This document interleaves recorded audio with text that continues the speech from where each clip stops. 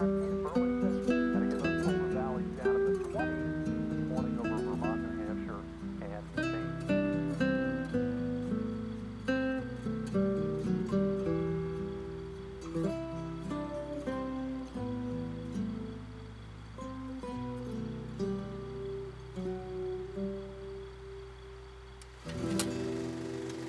As cinematographers, normally we focus our attention on the quality of light, and sometimes we overlook one very important aspect, which is the color and the color relationship between our light sources. Every setup that you saw in the intro of the video was actually shot at night, and the lighting was recreated artificially in each and every shot. What allowed me to achieve what I think is a believable look for each time of day was the careful use of different color temperatures and mixed color temperatures to reproduce how light looks in real life. Learning to mix and use different color temperatures is a great way to step up your photography. It allows cinematographers not only to recreate different times of day and have consistent lighting over a long period of time, but also make the viewer feel a certain way, creating images which could range from a true-to-life representation of light all the way to more stylized realities. So today we're going to dive deep within the subject of color temperature, mixed lighting, and subsequent camera settings so that you can start thinking about lighting in a more nuanced way when it comes to color. So first, let's analyze the characteristics of natural light during different times of day. By doing so, even with observation only, we soon discover that without clouds, natural light for the majority of the day is actually a mixed source, with the sun being a hard light source and the sky acting like a softer, dimmer, and cooler source. But what's the actual difference in color temperature between the two during a clear, sunny day? Well, let's measure it. We can do this with a color meter.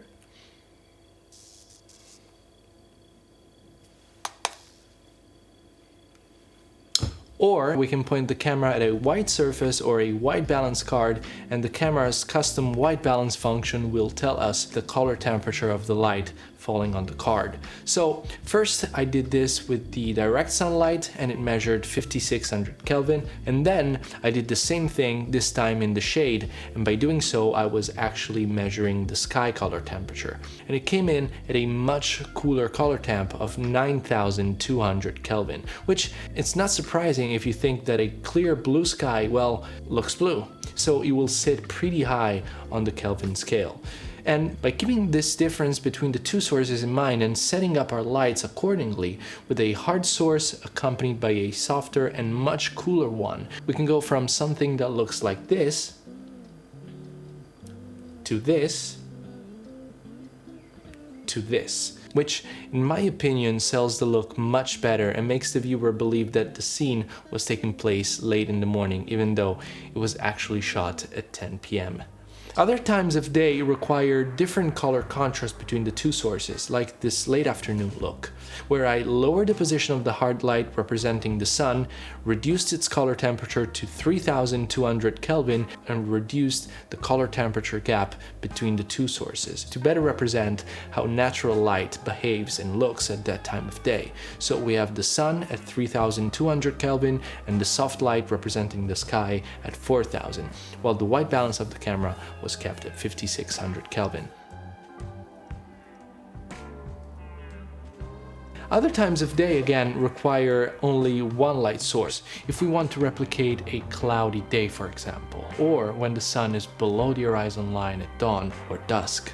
And we can easily recreate them with only one soft light source. I also tried to replicate a sort of dawn-dusk look where the sun is just below the horizon line and it colors it of a very warm hue, and I did it with the Amaran f21C and f22C and mixing a very cool color temp of 13,000 Kelvin coming from the Amaran f22C and a very warm one with the f21C of 2300 Kelvin, both going through the same diffusion frame. As a comparison, this is the one color temperature dawn look and this is the mixed lighting one.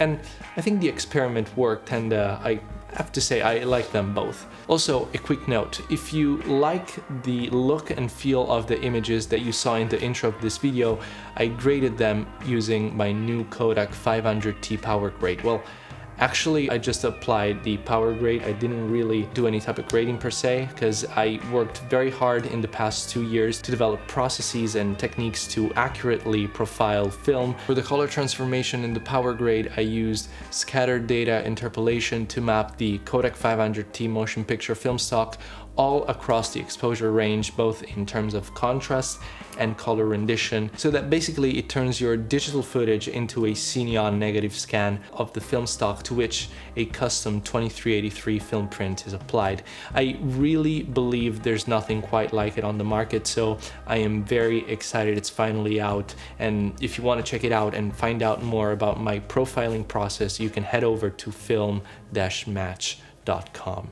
Now, I don't know if you watched Saltburn, not gonna spoil anything, but as I was watching it, one of the things that struck me the most was the painterly depth and color contrast within each and every frame. And it didn't come as a surprise who the cinematographer was, the one and only Linus Sandgren.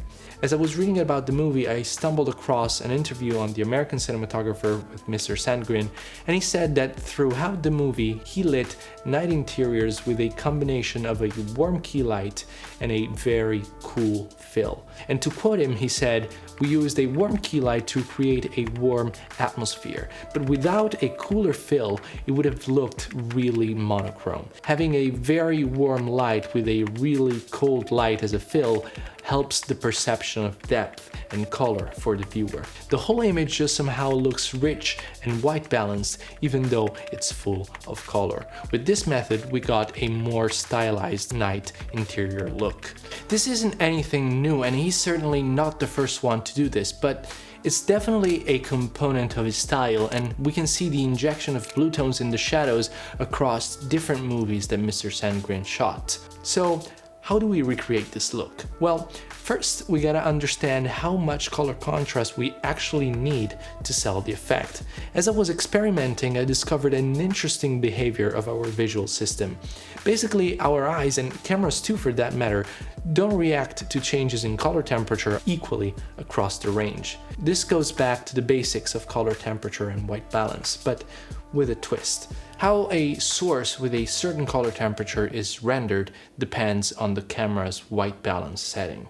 If you have a light set to 3000 Kelvin and you set the camera to 3000 Kelvin, well, of course, that light will be rendered as white. And if you set the camera 1000 Kelvin degrees higher, so 4000, you will warm up that light source as you're telling the camera that 4000 is white, and anything lower than that will be rendered as progressively warmer.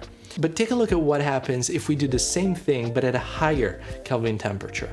Now both the light and the camera are set to 6000 Kelvin, and just like before, we get white light. But as we increase the camera's white balance to 7000 Kelvin, we don't get nearly as much of a warming effect, even though the difference in Kelvin between the light and the camera is the same as the previous example.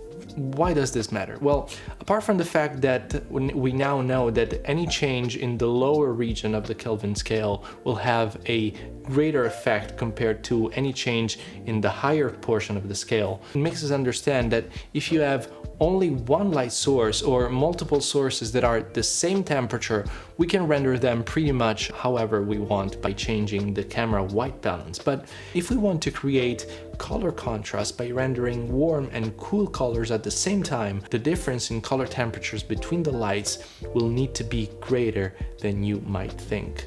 So how did I go from here to here?